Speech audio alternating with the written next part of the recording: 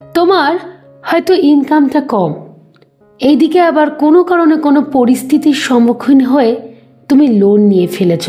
অনেক সময় হয় না, আমাদের জীবনে এমন কিছু পরিস্থিতি আসে আমরা লোন নিতে না চাইলেও কিন্তু নিয়ে ফেলি। ধরো সেরকমই পরিস্থিতি তোমার জীবনে এসছে এবং লোন নিয়ে ফেলেছ। এইদিকে লোনটাকে তুমি আর পরিশোধ করে উঠতে পারছো না, মাথায় একটা মারাত্মক এক্সট্রা চিন্তা যে কী করে আমি লোনটা মেটাবো। এই তো ইনকাম, সংসারই ঠিকমতো চলছে না, তার উপর আবার লোন পরিশোধ, সত্যি ভয়ঙ্কর একটা ব্যাপার। কিন্তু আমি আজকে মূলত তোমাদেরকে 3টে টিপসের কথা বলবো। এই টিপসগুলো তুমি যদি একটু অ্যাপ্লাই করার চেষ্টা করো, যতই তোমার ইনকাম কম হোক না কেন, তুমি কিন্তু খুব সহজেই এই লোন পরিশোধ করতে পারবে। তাই আর সময় নষ্ট করছি না, টপিকটিকে নিয়ে আলোচনা করছি। প্রথম পয়েন্টের কথা বলি, সেটি কি? সেটি হলো বাড়তি আয়। আমরা অনেক সময়তেই ভাবি লোন পরিশোধ করব, কিন্তু লোন পরিশোধ কি করে করব যদি আমাদের হাতে টাকা না থাকে? এই টাকাই তো মারাত্মক পরিমাণে বাদ সাজছে, তাই নয় কি? এর জন্য আমাদেরকে কি করতে হবে? বাড়তি আয় করার চেষ্টা করতে হবে। দিনে মাত্র 2 থেকে 3 ঘন্টা আমরা কি দিতে পারি না? 100 বার পারি।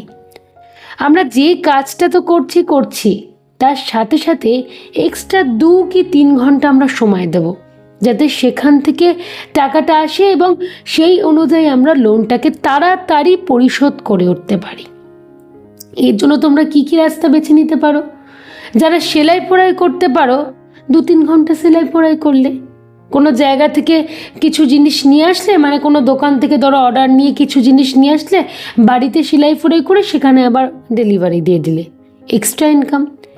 যারা টিউশন পড়াতে চেষ্টা করছো, পড়াতে পারো, 2-3 ঘন্টাই তোমার দিনের সময় লাগবে। বা যারা হয়তো হাতের কিছু টুকটাক কাজ করতে পারো, যে কোনো রকম কাজ, কিছু জিনিসপত্র বানানো হলো বা খাওয়ার জিনিস কিছু বানানো হলো, সেগুলোকেও তোমরা বেছে নিতে পারো।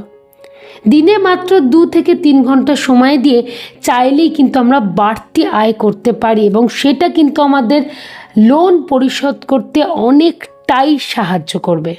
ক্লিয়ার করতে পারলাম? দ্বিতীয় পয়েন্ট, 10 ডেজ চ্যালেঞ্জ। গোটা মাসের তো 30টা দিন, এর মধ্যে আমরা যে কোনো 10টা দিন, সেটা তোমরা তোমাদের সুবিধা অনুযায়ী ঠিক করে নেবে, টানা 10 দিন বা ছেড়ে ছেড়ে 10 দিন কিনা। এই 10টা দিন আমরা প্রয়োজনীয় ছাড়া, জিনিস ছাড়া একটা টাকাও কোনো খরচা করব না। দেখো, আমাদের তো খেয়ে পড়ে বাঁচতে হবে, সেটার জন্য যা খরচা শুধুমাত্র অনলি সেটাই।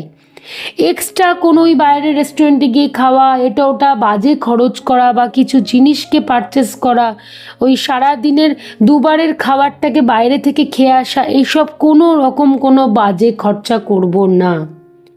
চেপে চালাবো, যতটা সম্ভব চেপে। তাহলে কি হবে? দেখবে সেই টাকাটাও কিন্তু সাহায্য করবে তোমাকে তাড়াতাড়ি লোন পরিশোধ করতে। আমরা ধরো প্রত্যেক মাসে একটা অ্যামাউন্ট দিচ্ছি, যদি আরও এক্সেসভাবে দিতে পারি সেটা তো আমাদের জন্য ভালো। এইভাবেও কিছু টাকা আসলে সেগুলো তো আমাদের মানে তাড়াতাড়ি লোন শোধ করতে সাহায্য করবে, যতই তোমার অল্প ইনকাম হোক না কেন। ক্লিয়ার করতে পারলাম? 2টি প্ল্যান কিন্তু ভীষণ সুন্দর। যারা এই পরিস্থিতির মধ্যে দিয়ে যাচ্ছ, হাজারটা চিন্তা যাদের মাথার মধ্যে রয়েছে, তারা কিন্তু এইগুলোকে অ্যাপ্লাই করার চেষ্টা করো যতটা তাড়াতাড়ি সম্ভব। তৃতীয় প্ল্যানটার কথা বলি, সেটা হলো ছোট ছোট সঞ্চয়। একদম ছোট ছোট সঞ্চয়গুলোকে আমরা গুরুত্ব দিই না, মানে 5 টাকা, 10 টাকা, 15 টাকা, 20 টাকা, এই ছোট্ট সঞ্চয়গুলোকে গুরুত্ব দিই না।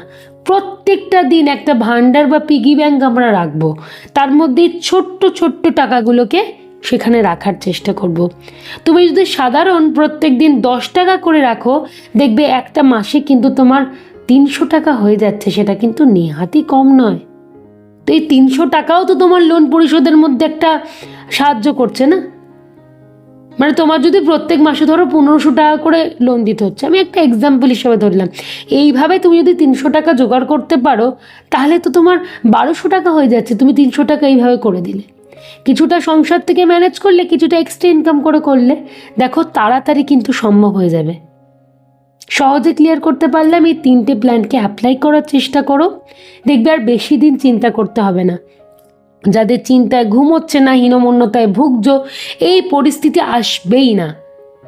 একটু ধৈর্য ধরার বিষয়, দেখবে সব কিছু সুন্দরভাবে পরিশোধ হয়ে যাচ্ছে।